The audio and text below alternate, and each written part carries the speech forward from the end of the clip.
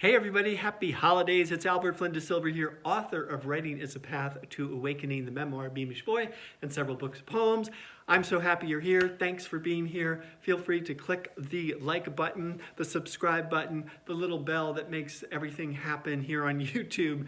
And I'm so happy that you're here. I really appreciate it. And today I am so excited to talk about the writer's workout. I like to think I'm kind of a little bit of an athlete, a huge mountain biker, and I do a little bit of training, a fair amount of training for my mountain biking and my riding. And I love watching athletes, and I love sort of following some of these athletes on Instagram and YouTube and so forth.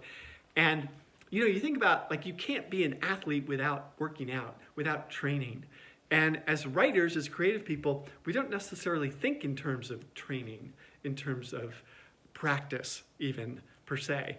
And so today I wanted to share with you a sample writer's workout, what you could do each week or each day, depending on how motivated you are and excited you are, to stay in shape, to stay in writerly shape. And the number one thing at the top of my little writer's workout list here is nothing, doing nothing. And by nothing, I mean sitting in silence, being in stillness, being in a state of meditation, and actually taking time to sit and consciously meditate and focus on your breathing. Eyes closed, letting go of all distractions, letting go of all intentions, letting go of all ideas, letting your imagination drift into emptiness, and just allowing yourself to be simply embodied. If you want some solid, amazing instruction, come every Wednesday. We have a low-cost meditation class. You can come check it out actually for free every Wednesday online, and you can get some real solid guidance there. I also have some stuff on Insight Timer that you can check out, that's guided meditations. So meditate, take time to meditate. That's number one, clearing your mind for creativity.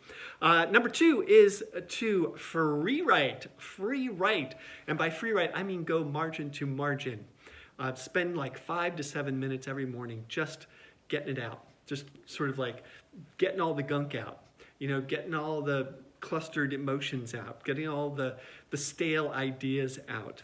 I mean, you could be fired up, you could be inspired and go straight into your project if you are, but if you're not, if you're a little stuck and you need some training, you need some exercise, then free write. And by free write, I mean it's really intense. You set the timer and you go. You don't pick that pen off the page.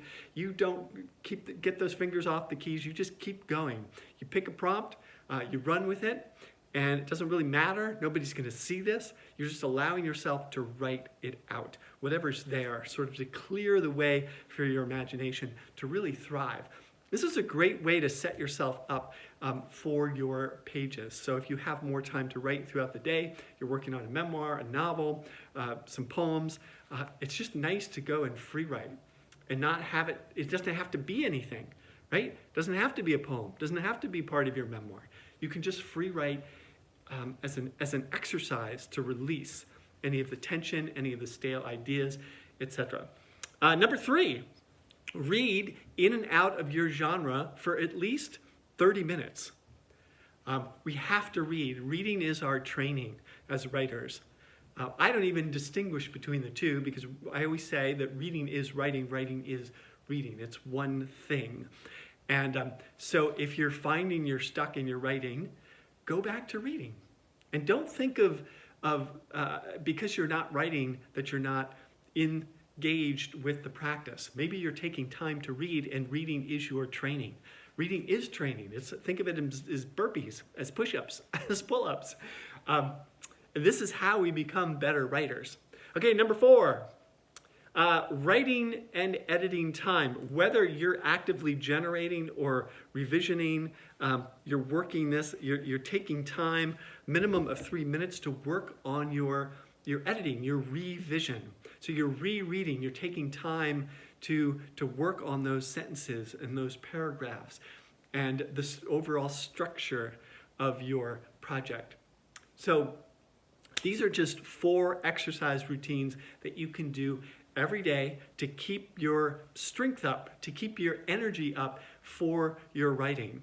And we all alternate between phases of generation, phases of reflection and editing, reading time, but it's all nourishing the practice. And so, but what's key is that it's training, that we're showing up day after day after day, again and again and again, meeting the page, even when we don't want to. Think about it. The other day, I was supposed to go run up the hill here. We have a steep trail that I run up as many times as I can a week. It was cold, it was a little rainy. I wasn't into it, didn't want to do it. But if I don't do it, I'm gonna feel worse, right? I'm gonna be more out of shape, and then when I go to my bike ride on the weekend, it's gonna be a slog. It's gonna be much more uncomfortable. So you have to sort of face that discomfort in the moment and do it even when you don't want to, and show up for your creativity. There you have it.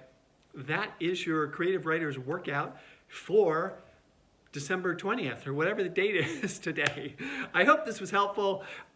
Till next time, live well, love well, write well, have a happy holiday, and don't forget to click that little bell and the subscribe button, and like this video and share it with a friend if it resonated. Thanks everyone. See you soon.